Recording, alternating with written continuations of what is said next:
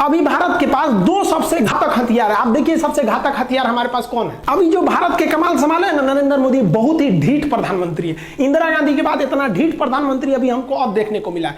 देखिए नरेंद्र मोदी का डिसीजन कितना तगड़ा था कि जैसे गलवान घाटी में खबर आई कि भारत के 20 जवान शहीद हुए हैं और चाइना के 43 कुत्ते मरे हैं, और वो लोग भी मरे हैं, क्योंकि ये जो है पूरी तरह से अमेरिका का न्यूज है। उसने कहा है कि हमने क्लोज मॉनिटरिंग की है। अमेरिका ने रिपोर्ट दिया है कि चाइना के गलवान घाटी के एरिया में चाइना ने एम्बुलेंस और एयरलिफ्ट से अपनी लाशों को उठाकर ले गया, और चाइना ने खुद कहा है कि हम इसको ज्यादा हम संख्या नहीं बताएंगे क्योंकि हमारे देश में इसके एक निगेटिव इफेक्ट पड़ सकता है। और चाइना ने क्या कहा है कि भारत सरकार को भारत के सैनिकों को माफी मांगना चाहिए। इसका मतलब जो पिटाया है वही ना कहता है कि दूसरा आदमी माफी मांगे। और कुछ लोग को तो भरोसे नहीं हो रहा है कि भारत वाले भी चाइना को मारे होंगे। ऐसे लोग को यो भरोसा नहीं होता है कि ससुर अपने बाप के हैं कि नहीं है। चाइना वाले छोटे छोटे होते से कुंफू कराटा मार रहे थे सब, बॉर्डर पे आके ये कराटा मार रहे थे सब ऐसे। अब भारत के सैनिक गांव में खेती किया हुआ आलू बोए हाथ से पकड़ के मुड़िया ईट दिया, कैसे जुड़ा चाय चुई करता है हमारे यहाँ। इतनी तो होते हैं सब चाइनीज। जब भारतीय सैनिक कद काठी से भी हैवी साबित होते हैं सब उनके सामने। मोदी जी ने देखा कि यहाँ पर बहुत जी ज्यादा टेंशन बढ़ते जा रहा है।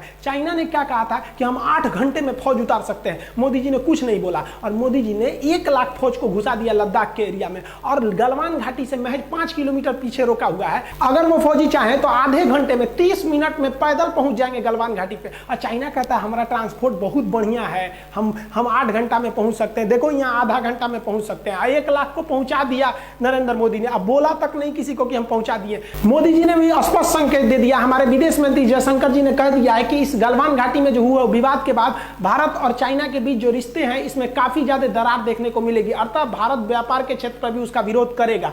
और दूसरी जो बात है, हम मोदी जी से कहेंगे अभी कुछ समय के लिए जो भारत के रक्षा मंत्री है ना, वो योगी आदित्यनाथ को बना दीजिए। देखिए 1 महीना में ना ये पूरा का पूरा जो बॉर्डर डिस्प्यूट है ना साफे खत्म हो जाएगा। फिर चाइना नहीं कहेगा कि हमारा बॉर्डर डिस्प्यूट है। इस बात को मानिए। अभी वर्तमान में यही कुछ कर सकते हैं तो कर सकते हैं। हम आप ही से पूछते हैं, एक बात बताइए ना, अभी जो स्थिति है तो हमारा कर्तव्य क्या बनता है? जो हमारा नेतृत्व कर रहा है हम उसके साथ में खड़े रहेंगे कि अभी याद करेंगे नेहरू ऐसे थे, वो ऐसे थे? अरे हमको आपको सबको इस समय अपनी सेना के साथ, अपने नेतृत्व के साथ एकदम खड़े रखना है। आपकी विचारधारा अलग हो सकती है, अलग पार्टी की हो सकते हैं, लेकिन अभी बॉर्डर पे जो चल रहा है हमको आपको साथ खड़ा रहना पड़ेगा, नहीं तो कटा जाएंगे लोग एक एक करके। क्योंकि जब चाइना घुसेगा ना, काटना चालू करेगा तो नहीं देखेगा कि आप किस धर्म के, किस जाति के, किस पार्टी के रहने वाले हैं। बंदूक किसी के सीना नहीं पूछ के जाती है कि तुम हिंदू हो कि मुसलमान हो कि किस जाति को, काट के रख देगा एक साथ। इसलिए अभी भी समझ जाइए, अभी भी हमको अपनी सेना के साथ, सरकार के साथ डट के खड़ा रहना है। जब ये मामला खत्म हो जाएगा तो हम एक एक सवाल पूछेंगे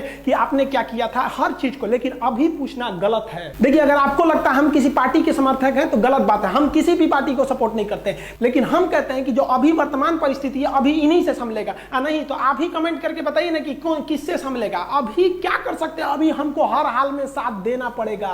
देखिए इस वीडियो